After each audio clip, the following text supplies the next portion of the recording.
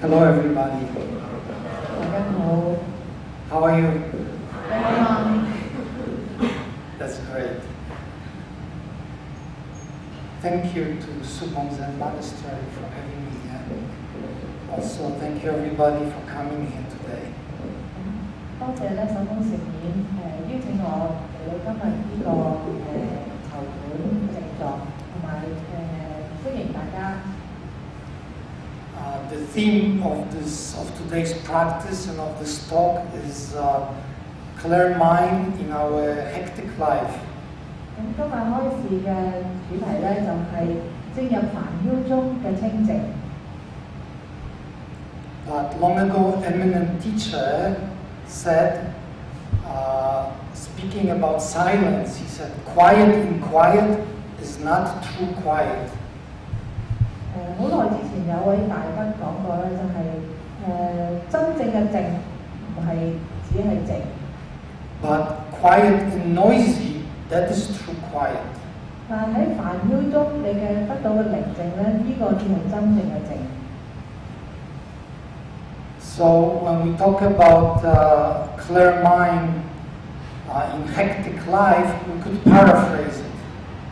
當我哋講煩囂中嘅清靜咧，我哋可以咁樣睇。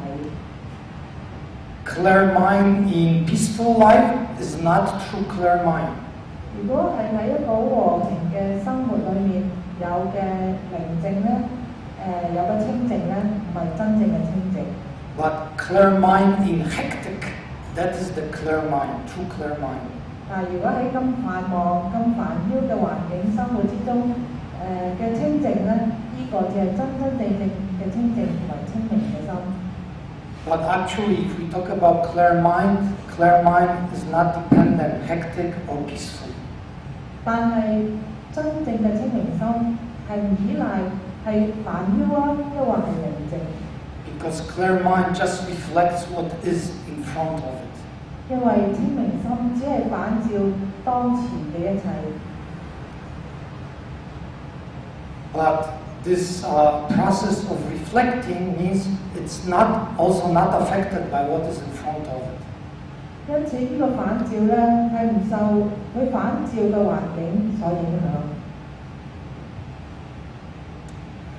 So one thing which brings us to practice, which brings many of us to Zen Center, is this quality of our hectic life, which causes many difficulties, many problems. 咁好多我哋嚟到禪院修行嘅原因咧，可能就係因為我哋生活喺好繁忙、好煩囂嘅生活之中啦，帶來好多嘅問題，因此我哋尋找一啲解決嘅方法，所以嚟靜坐嚟禪修。But this quality of hecticness, as I might call it, is actually something very natural. 但其實煩囂呢一個咁嘅生活咧，其實喺城市裏面係非常之自然。Because always our life is process of change. 因為咧，生命咧就係一連串不斷嘅改變。So long ago, Buddha in his practice formulated that everything is impermanent. 佛陀有講一切無常。That means changing, moment by moment, changing. 嘅意思就係每一刻一切都在變。Changing means also unpredictable. 而且所發生嘅改變係無法預測得到。So I have a little story for you. 喺呢度，我想同大家分享一個故事。Some of you heard it. I know I've told it in Hong Kong previously. 有啲朋友咧可能已經聽過，因為之前我嚟到香港亦都分享過呢個故事。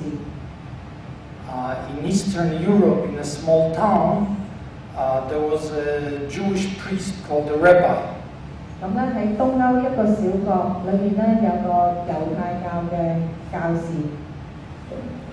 This rabbi had very fixed habits. Every day did the same thing. 呢個 rabbi 咧，呢個教士咧，每日咧有生活咧係有一啲規律嘅，固定咗嘅規律嘅。So at exactly same time, he would wake up, eat, then go to the Jewish church, the synagogue, and there he would study all day. 咁呢個教士咧，每日定時起身，定時就會去猶太廟嗰度收集，每一樣嘢咧都係定咗時間，跟住呢個時間表去做。Then every day same time, he would return by the same path and do his evening prayers, eat, and go to sleep. 咁每一晚咧，佢離開都係同樣一個時間，行翻同樣一個路，翻返去屋企，然後跟住做佢嘅夜晚嘅買貨，之後咧就會瞓覺。So he did this non-stop, day after day, for many years. 咁佢如是咁樣咁多年咧，都不變咁樣呢個咁嘅生活嘅時間表。But one day, as he was crossing the center of town on his way in the morning to the synagogue, the local police sergeant asked him, "Hello, Rabbi, where are you going today?" 咁今日個教士咧又如常咁樣去個猶太廟咧，經過個城嘅時候咧，城中嘅有一位警察咧就問佢啊，教士，今日你去邊度咧？ Actually, it was just a friendly question, just a way to say hello. 咁其實嗰個警察咧，即係好簡單咁打個招呼啫，順便即係順口問一問佢你去邊度。But the rabbi answered, "Who knows?" 咁但係呢個教士咧個答案就好奇怪，佢話：咁邊個知啫？ So this policeman said, "Haha, very funny, Rabbi." 呢個警察咧就話：哇，你好搞笑啊，教士。Now, everybody knows you're going to the synagogue. 咁你人人都知你呢條路，你日日都係去翻猶太廟嘅啦。But the rabbi once again said, "Who knows?" 咁但係教士聽完之後都係同樣嘅答案，就話邊個知啫？ So the policeman became just a little bit angry. 咁呢個警察聽咗咧有啲煩啊，仲係咁樣答我咧。Come on, Rabbi. I've been working in this town for 20 years. Every day you do the same thing this time of the day. 咁呢個警察咧好不耐煩啊，就話：喂，教士，我做咗呢度20年，你日日都行咗20年，你都係去嗰度啦。But the rabbi once again said, "Who knows?" 但呢個教士都係俾翻同樣嘅答案，就話：咁邊個會知啫？ So the policeman became very, very angry. 咁呢次個警察咧好嬲啦。In his mind, the rabbi was making fun of him. 因為咧，佢覺得呢個教士咧喺度整蠱佢。Making fun of authority. 因為佢係警察嚟噶嘛，你同警察咁樣玩嘢，咁樣講嘢。So he arrested him. 呢個警察真係好嬲啦，逮捕咗佢。Then brought him to the police station. Then as he was locking him in the cell, the rabbi said to him, "You see, I told you. Who knows?" 當佢咧鎖佢入監嘅時候咧，當個鎖匙鎖嗰個監獄嘅時候咧，嗰個教士咧就望住警察就同佢講：嗱，你知啦，邊個會知會發生啲咩嘢啫？你睇下。So in our life, what will happen, we also don't know. 同我哋一樣，我哋生命將會發生啲咩嘢係冇人預測得到。Yesterday, all day, from time to time, I was watching the news. 咁琴日咧，全日嘅時間咧，我都係睇緊新聞。I heard in Japan when the first earthquake hit, they had 30-second warning. 咁我喺新聞度睇到咧，就係日本大地震之後咧，其實有30秒嘅警號嘅警兆。30-second warning, I don't know the details. On television, on radio, how the warning was made, I have no idea. 咁呢30秒，我唔知道究竟呢個警號咧係用咩方法發出嚟啦？可能用電視啦，可能用電台啦。But that means that most people didn't know what's coming. 意思即係話，只係30秒，大部分嘅人都唔知道將會發生嘅係乜嘢。So they all had their plans, meeting their husband or wife, boyfriend, girlfriend, going out to dinner. 每一個人可能都預備咗佢一啲計劃，可能跟住會見佢太太，或者去接佢先生，或者約咗個男女朋友中間會見面。每個人可能喺生命度都有一啲安排咗嘅嘢。If you ask them that morning, what will you do today? 如果嗰日朝頭早你問佢哋，你今日會做啲乜嘢？I think nobody said, "Oh, today I will die in an earthquake." 我諗我係會答你就係今日我會喺地震刀之中死去。That was not planned. 因為呢個唔係喺預計之中。So this is the meaning of impermanence. 呢個就係無常嘅意思。This is why clear mind is so important in our life. 因此清明心喺我哋生命之中係咁重要。But as I said, this quality of our life being hectic is not something to be thought of as bad. 因此咧，我哋煩囂嘅生活咧，唔好諗呢啲係唔好嘅嘢。This is also a blessing. 呢個其實都係一個恩典。Because already we said, clear mind in peaceful is not true clear mind, but clear mind in hectic, that is true clear mind.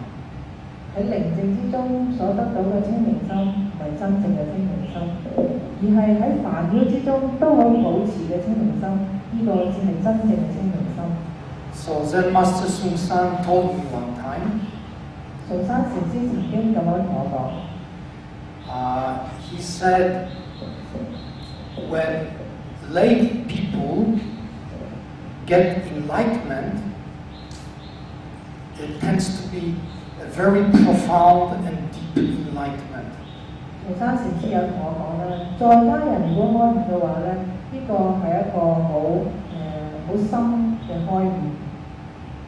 And their energy is more deep and more strong than that of people who practice in solitude, who also get enlightenment. 佢哋可以發放出嚟嘅力量咧，比一個只係喺寧靜之中修持嘅人咧，係更加之大嘅。So that means if we can use all these problems which come with our hectic lives, actually these problems help us to grow. 如果我哋好好利用喺煩擾嘅生命之中所出現嘅問題，其實呢一啲問題可以成為我哋嘅助緣，嚟幫助我哋。But of course, if we attach to something, if we want something, then we allow ourselves to be overcome by all these problems. Then we lose our way, we lose our practice, we lose our life, true life. 但係如果我哋係執着嘅話咧，我哋就會被困於呢個煩擾嘅生命之中，我哋會失去咗我哋嘅方向，我哋失去咗我哋要行嘅路，我哋失去咗呢個生命。Just to speak in a very practical way, what are the most common problems for practicing people? 我問大家一個問題咧，就係對於一個修行人最普遍遇到嘅一個問題係咩咧？嘅障礙係咩咧 ？One of the most common problems is what we call checking mind. 一個普遍出現嘅障礙咧，就係一個審察嘅心。We want to check ourselves. Are we practicing correctly? Not correctly. Also checking other people. This person not correct. 咁我哋咧呢個審察嘅心咧，成日會出現嘅。我哋會 check 下自己，究竟我修得好唔好啊？唔單止 check 自己喎，審察自己，仲係審察人哋添。佢話：呢個人修得唔好。Oh, this person is so good, so clever. I can never be like that. I'm no good. 哇！呢個師兄修得真係好好啊，我一定修唔到咁樣樣。Actually, you're very good, but this mind that says I'm no good, that is no good. 但係其實你已經係修得唔錯，但係因為你呢個咁嘅審察嘅心、咁嘅諗法，覺得自己唔好嘅，就唔係真係唔係幾好。Yeah, some people fall asleep during meditation. Yeah. 咁有啲同修咧坐禪嗰陣時候會瞓着覺嘅。Today I saw many people also I fell asleep during meditation. 我喺台上面睇得好清楚，台下面好多人唔係得，即係有啲同學咧都有瞓着覺嘅，唔單止你哋，我都有瞓着覺。Then you may think, oh, I'm not good, I fall asleep. 你會同你講，哎呀，我坐得真係差啦，我坐禪嗰時瞓咗覺。But even though you are feeling sleepy, you are not comfortable, but you try. This is what we call try mind. This is effort mind. 雖然你坐嗰時候係瞌着咗，或者坐嗰時候雙腳好痛，但係你有一個嘗試嘅心，呢個嘗試嘅心只係最重要。This is one important aspect of our practice. 呢個係修持裏面好重要嘅一點。So, what's the solution for checking mind? 咁點算咧？呢啲咁嘅審察嘅心出現嘅時候 ，Don't do it. 點解決咧？個解決方法就係冇審察咯。That's the best way. 呢個係最好嘅方法。Maybe somebody says, "Oh, I have checking mind. I should do a lot of vows." Okay, if you like, try. 咁有啲同學會話：哎呀，我好重嘅審察嘅心嘅，我一定要禮佛多啲啊！冇問題啊，如果你決定咁做就做咯。But best way, don't do it. 但係最徹底解決嘅方法就係唔好做咯。Don't judge yourself. Don't judge other people. Let it be. 唔好審察你自己，亦都唔好批判審察其他人，就如是咁睇一切。There's another very common problem for practicing people. 仲有修行人咧，仲有另外一個常見嘅障礙。That's desire mind. 就係一個慾望嘅心。I'm not talking about desire for food or sex or money. 我唔係講緊嗰啲追求食物啊、男女朋友啊，呢啲咁嘅慾望啊。I'm talking about spiritual desire. 我所講咧係靈性上嘅慾望。I want to get something from my practice. 我想喺我修持度咧得到一啲嘢。Okay, I'm trying to keep what I do, but already I did for 1 year, 2 years, nothing happening. Maybe I try this special mantra. 我咧遲呢個就我遲咗2年咯喎，遲到今時今日都啲冇咩得到，咁都係原地踏步。我諗咧我都係試下另外一個咒語，試另外一個。You know, this Hong Kong, when I come to Hong Kong, I get the impression that the whole city is one big shopping center.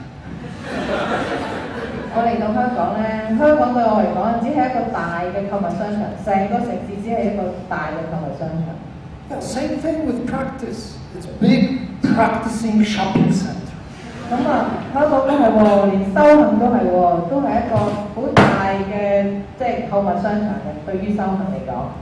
Yeah, the Zen center, then also maybe other Zen centers, Tibetan groups, Theravada groups, many kinds of practicing 有好多唔同嘅道場啦，又有密宗啦，又有小城啦，唔同嘅道場好多喺香港。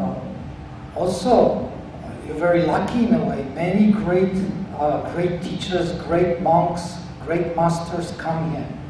咁同埋咧，你哋係好幸運，香港係好有福報，就係咧好多大德咧都係嚟到香港弘法。So people like to go visit, then listen to talk, listen to instruction, then oh, wow, they are so nice. I should try that way too.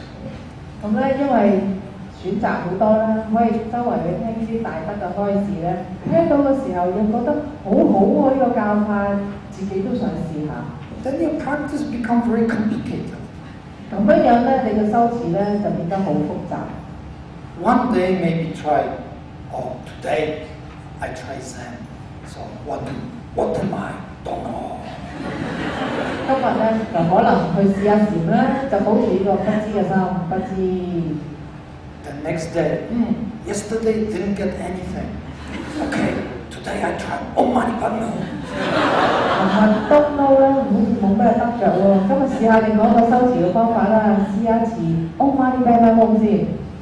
Then next day, oh my God, also didn't get anything. Okay, I tried this vipassana style, only watching. Okay, now I'm walking, now I'm sitting.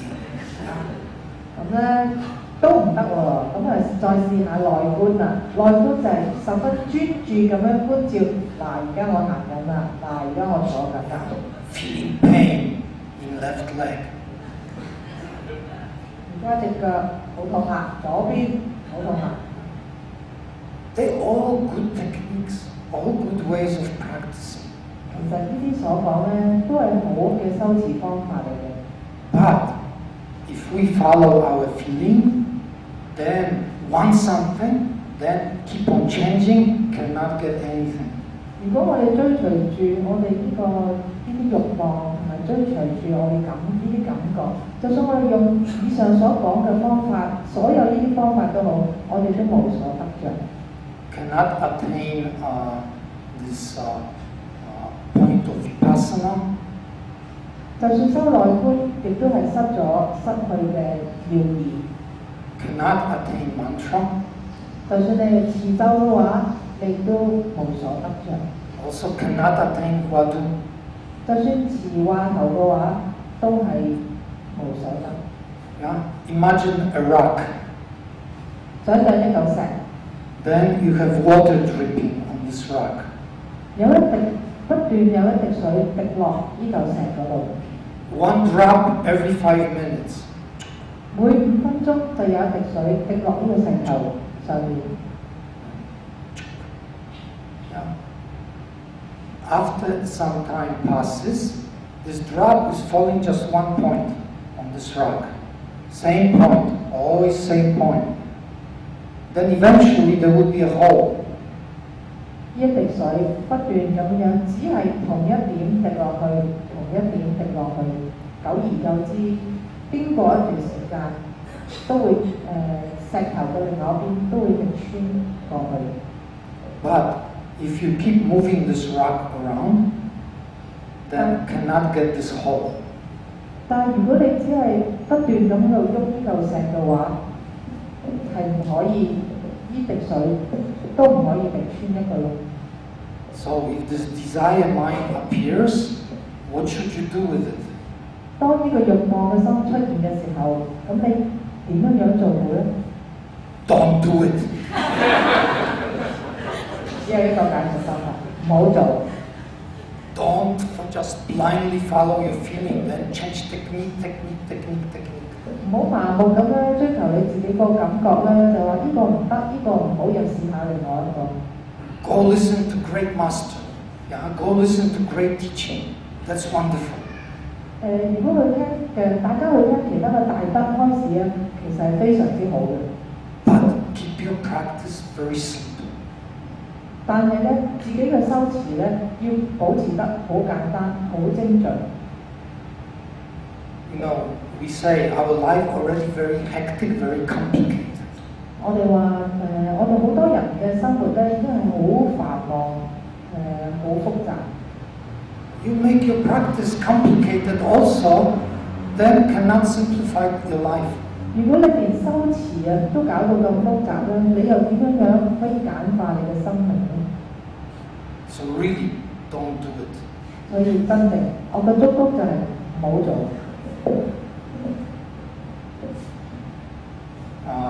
I want to mention one other kind of hindrance. 我仲想講修持上面所遇上嘅另外一個障礙。This is something that's been my problem for a long time. 咁呢個咧係我自己嘅一個障礙，已經好耐啦。當我修行嘅時候。When I first met my teacher, this was maybe the biggest hindrance I had in my practice. 咁當我遇上崇山禪師嘅時候咧，對我嚟講咧，呢個係我修持上所遇到最大嘅障礙。We call it laziness. 我哋叫呢個咧就係懶惰。I want to do something, but maybe tomorrow. 我想收嘅，不過聽日先啦。It's difficult. 好難嘅呢個收嘅方法。Cannot do it. 做唔到嘅。But I know I should.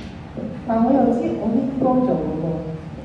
I'm sure tomorrow I'll be able to do it. 應該做 ，OK， 就聽日開始做啦。Kind of laziness. 呢個就係懶惰嘅心。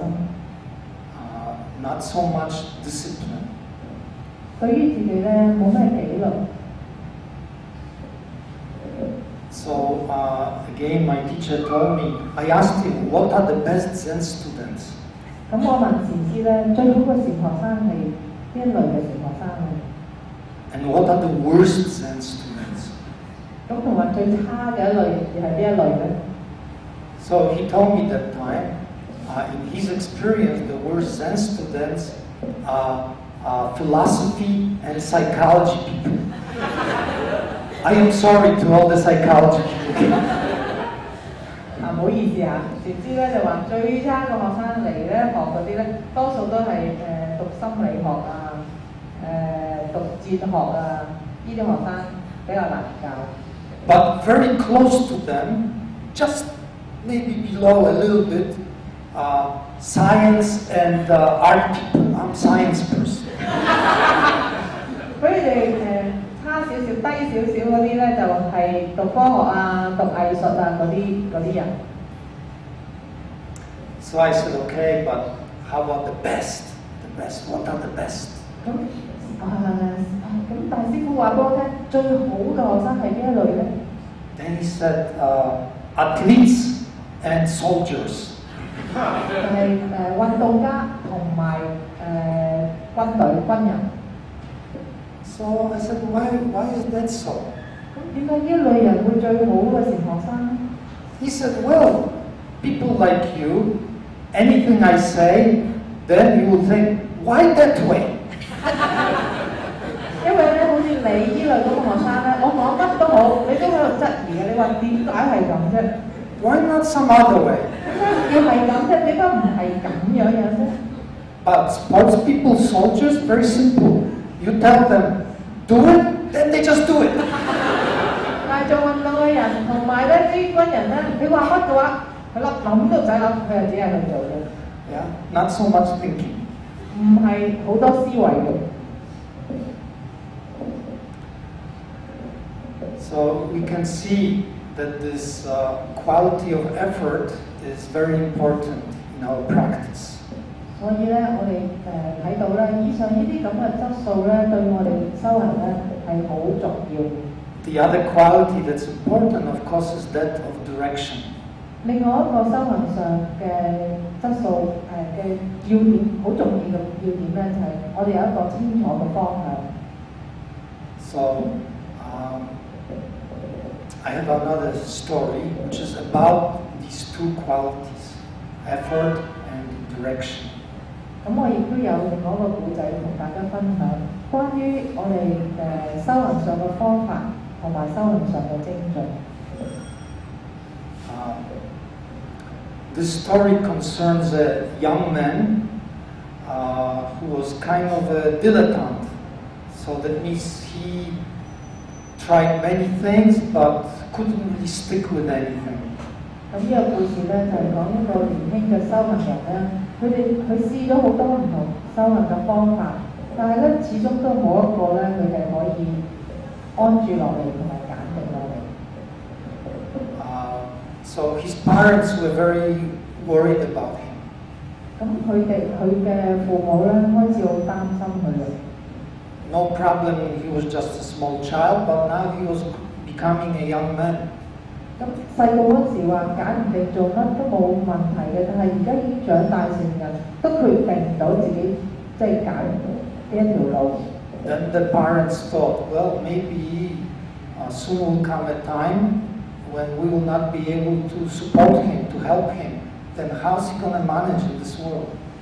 咁佢父母開始擔心啦，始終有一日我哋都會離開呢個世界，冇我哋嘅時候，佢又點樣面對呢個世界咧 they tried in many ways to encourage him to really do something, but always it failed.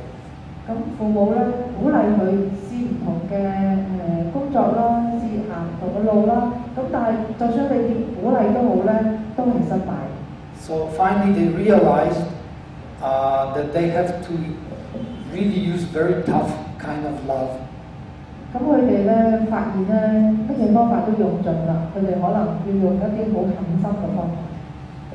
So in the town where they lived, there was a temple and a Zen master with whom they were somewhat friendly. 咁喺佢哋住嘅村裏面咧有一個寺院，寺院裏面個禪師咧佢哋係認識嘅。So they went and talked to the Zen master. Then they returned home and asked for a meeting with their son. 咁佢哋去問禪師有啲咩辦法啦。咁同禪師傾完之後咧，佢哋翻去屋企。Then they told him, well, we tried in many ways to help you, but every way has failed, so finally we have no choice. We have made a decision. 咁佢哋翻到去咧，同佢個仔講嘅，我哋睇下真係，我哋乜嘢都試過，乜嘢辦法都試過，都行唔通。咁我諗我哋而家要真係行呢一步。So you go live in the street, or you go to this temple, become student of the Zen master. 一係咧你就瞓街，即係出去啦，即係離開呢個屋企；一係咧你就揀去寺院嗰度向禪師學習。So the choice is yours. 由你決定。So kind of terrible choice. Either way, it's no good. 好難揀啊，是但揀邊個都唔好。So his first thing, because has some pride also, I go live in the street. 咁初頭嘅時候咧，佢都硬頸嘅，佢話：咁我咪去瞓街咯。But then he thought more about it. He realized if he goes live in the street, he will not last a long time. 咁但係咧諗深一層咧，真係瞓街嘅話，可能都唔瞓得好耐。Because actually, living in the street also requires some skill, but he never acquired the skill. 因為要喺街嗰度生存咧，都要有啲伎倆嘅。佢連呢啲伎倆都冇，都唔會捱得好耐。So with great reluctance, he said, "Okay, I will go to the temple." 咁非常之唔願意之下咧，佢話：咁我選擇去寺院啦。So he went to the temple and then asked to meet with the Zen master. 佢去到寺院嗰度咧，就求見禪師。But he was told, "Well, Zen master is busy now, so you must wait in this room." 咁但係當時禪師好忙，咁佢哋請佢咧就喺間房度等。When Zen master is ready to receive you, then we will call you. 咁如果等禪師有時間嘅時候咧，可以見你咧，我哋會通知你。So they left him in a room, gave him some water, later brought some food, and he was just left there. 1 day, 2 days, 3 days. 咁咧，呢個後生仔咧就放咗佢喺呢間房嗰度啦，俾啲水佢啦，俾啲食物佢啦。但係等咗1日，等咗2日，等咗3日，等咗第4日。So he understood, okay, I'm being tested. 咁佢好醒目嘅，佢都知，其實係考驗緊我。So what's he gonna do? Go out on the street? 佢可以揀啲咩啫？唔通而家真係出去瞓街咩？ So he decided, I wait as long as it takes. 咁話，與其要瞓街，不如我繼續等落去。Anyway, has shelter, has food, no problem. 其實都幾好啊，又有瓦遮頭，又有人送嘢俾我食，都係留喺度。So finally, after 1 week, they invite him to meet the Zen master. 1個禮拜之後咧，終於咧就帶佢去見禪師啦。So when he meets the Zen master, he's asked, "So what can I do for you?" 禪師見到佢之後，第一句就同佢講：我有咩可以幫到你？ Then he said, I want to stay in this temple, be a student. 呢個年青人就話：我想留喺寺院度成為你嘅學生。Then this monk said to him, I don't think that will work. 咁但係禪師就話：我諗唔得嘅。Your parents already told me about you. 因為咧，你父母已經講晒關於你嘅嘢俾我聽。You know, life in this temple is very difficult, requires great discipline, great dedication. 因為喺寺院生活咧係非常之有規律嘅，而且咧我哋每日嘅作息咧都規定晒嘅。So I don't think it will work. Better you go away. 我諗咧，你喺呢度咧留得好耐，我不如而家你就離開啦。But this young man was pretty desperate, yeah, didn't want to go in the street. So he said, no, I can do it. I assure you, I will do it.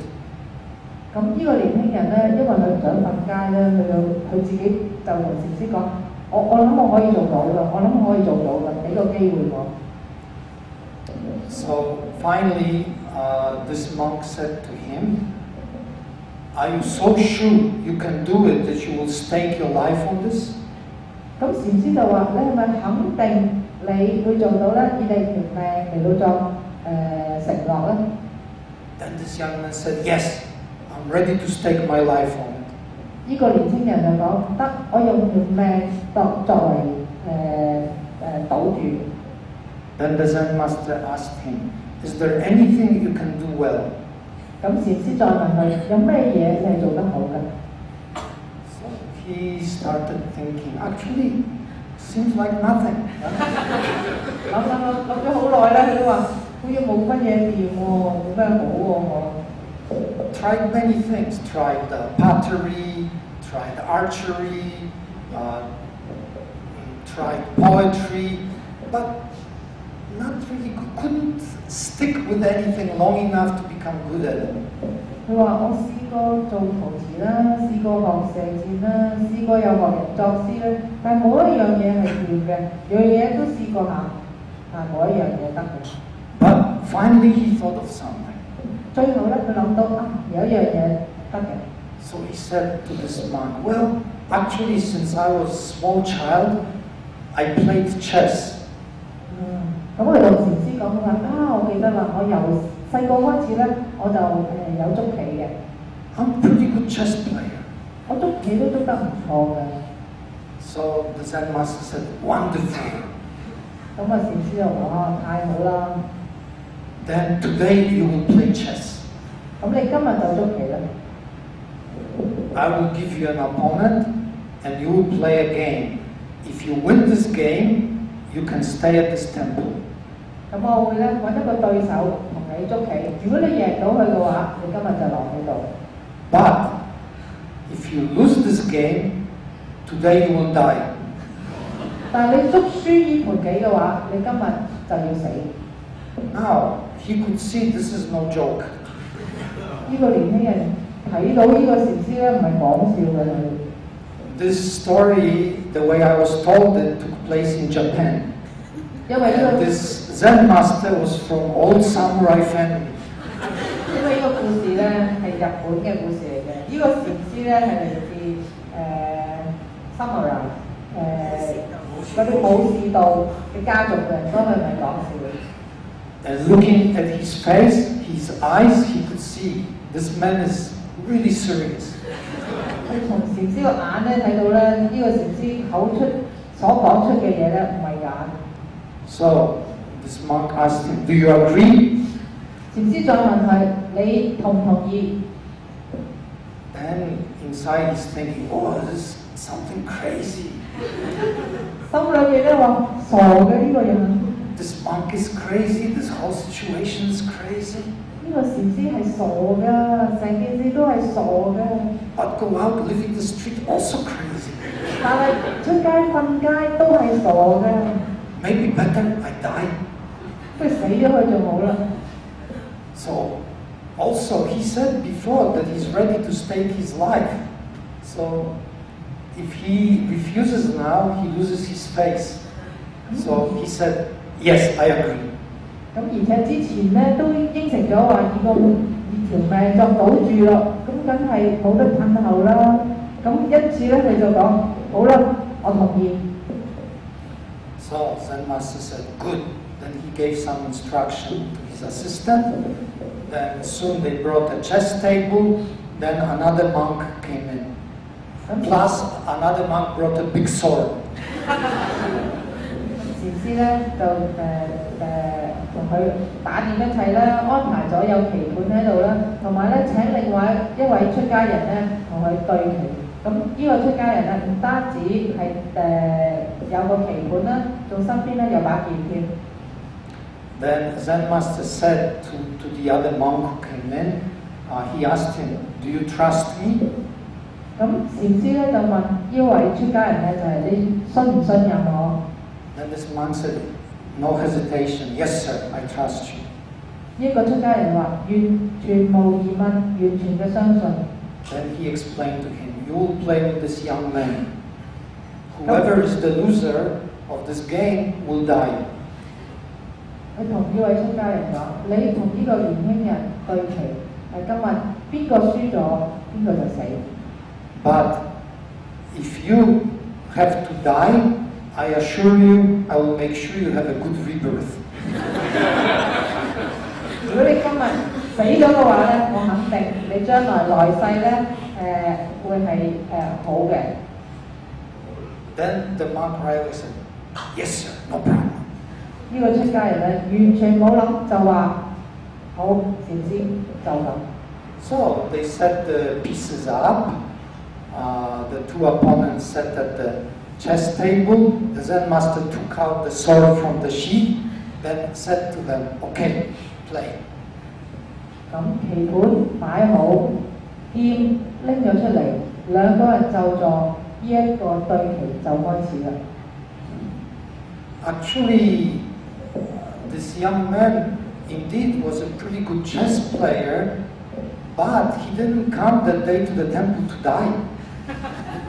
呢個後生仔咧捉棋係捉得唔錯嘅，不過佢冇諗過今日係用捉棋，可能今日唔單止捉棋，可能會死添。His mind was all scrambled. 佢個心咧非常之亂。Lot of thoughts running through his head. 好多嘅諗法喺個腦海裏邊。So when they started to play, couldn't really concentrate on what's going on the chessboard.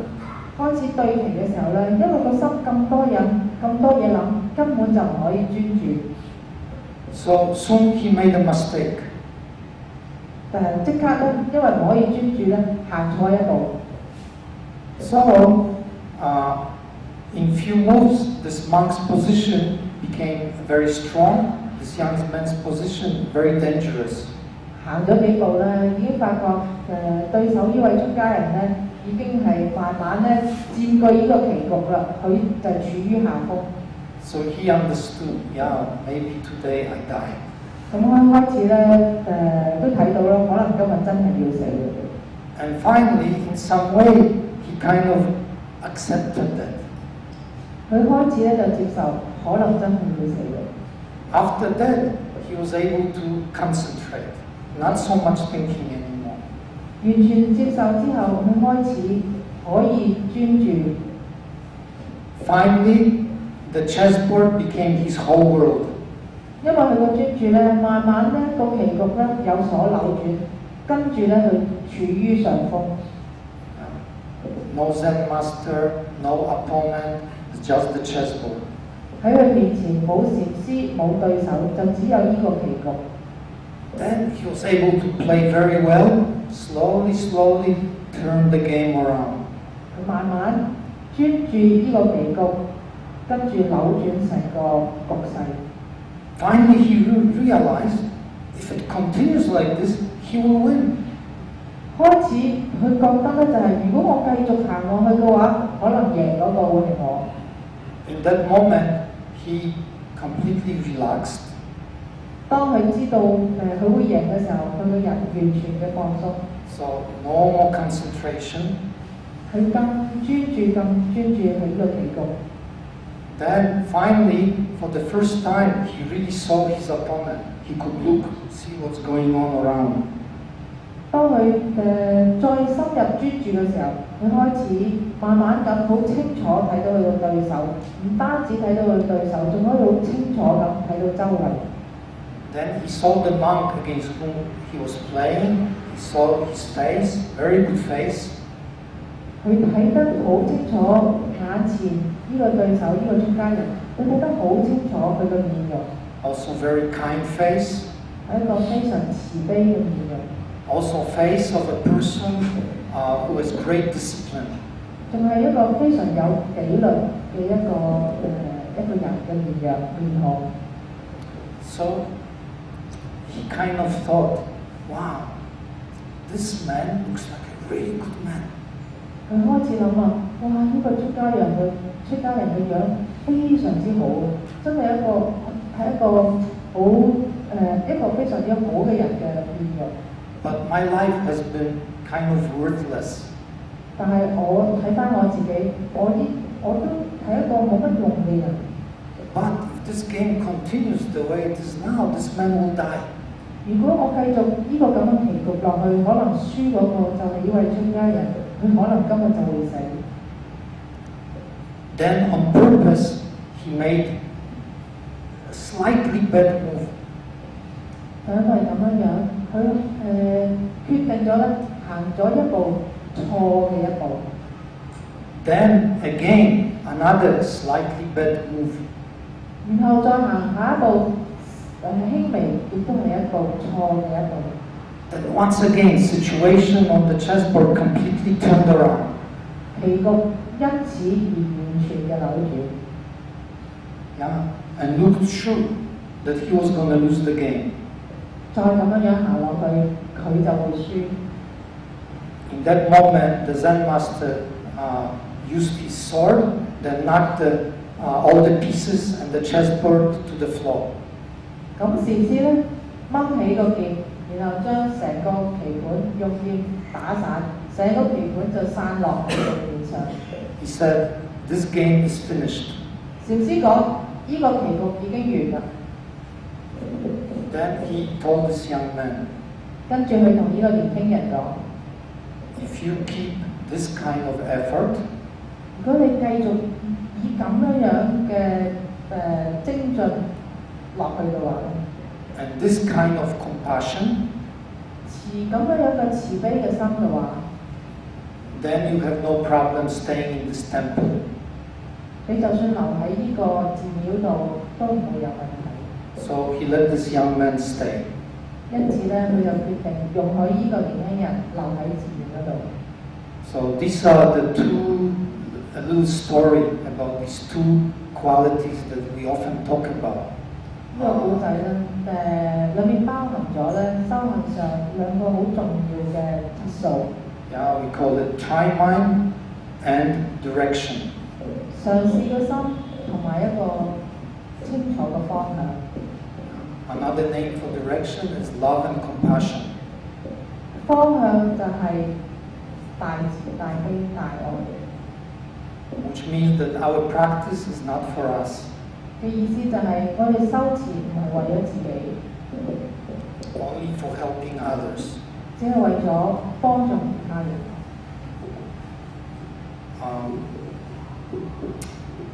Our time is limited, so I want to slowly draw to a closing of this talk. 因為我哋時間都係有限，因此我今日嘅開始咧，應該就要嚟到一個結束啦。So in closing, I want to offer a gift to everybody. 喺呢個結束嘅時候，我想送一份禮物俾大家。But not just a gift, it's also a challenge. 唔單止係一份禮物，亦都係一個挑戰。It doesn't matter if you are a student, teacher, this is for everybody. 就算學生或者老師都好咧，呢一個禮物係俾所有人嘅。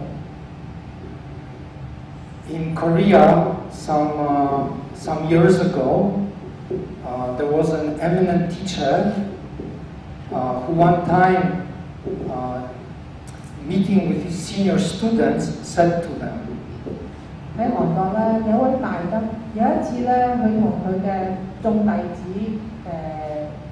開示。Long ago in India, Buddha, sitting under the Bodhi tree, saw a star, got enlightenment. 佢咁樣同佢啲弟子講，就係好耐之前喺印度，佛陀坐喺菩提樹下，望到一粒明星。Then the Zen master continued. 咁繼續禪師再繼續講啦。Everybody has their enlightenment star. 睇到一粒明星開悟，而每個人咧都有呢個開悟嘅星嘅。Then he said to his senior students, "What is your enlightenment star?" 佢同佢嘅大弟子講就係：咁你嘅開悟嘅星係咩嘢咧 If you can answer correctly, any one of you, then just now I give transmission. 如果在座任何一位可以答到嘅話，答到我嘅話，我而家就可以任何你。Then some answers appeared, but he rejected them one by one. 佢嘅大弟子每個俾個答案佢，但每一個佢都認為係唔啱嘅。Finally, one of the students came in front of the rest, in front of the Zen master, then got down on all fours, like looking for star in the floor. 咁有一個弟子咧，就唔係用口答，而係咧佢喺個地下度好似摸喺度揾，喺個地下度想揾呢粒星。Then Zen master said, "Wonderful." 禪師就話非常好。Then transmission. 咁就任何咗呢位徒弟啦。So my present is the story and question for you. What is your enlightenment star? 咁我俾大家呢一份禮物，同埋俾大家一個挑戰，就係呢一個問題就係你嘅開悟嘅星係咩咧 I have one hint for you. 我俾啲提示大家。If you get down and start making this gesture, that's no good. 如果你俾頭先個答案，你趴喺地下度喺度揾嗰粒星咧，我話俾大家聽，唔係呢個答案。So I hope everybody find your enlightenment star. 我希望大家可以揾到你自己開悟嘅星。If you find your enlightenment star, then you become enlightenment star. 如果你揾到一個開悟嘅星，你就已經成為呢個開悟嘅星。You become enlightenment star, then you can shine into many minds. 成為開悟嘅星，你可以照耀其他嘅心。Then save many beings. 可以普渡眾生。Thank you for your practice today, everybody. 非常多謝今日大家嘅講解。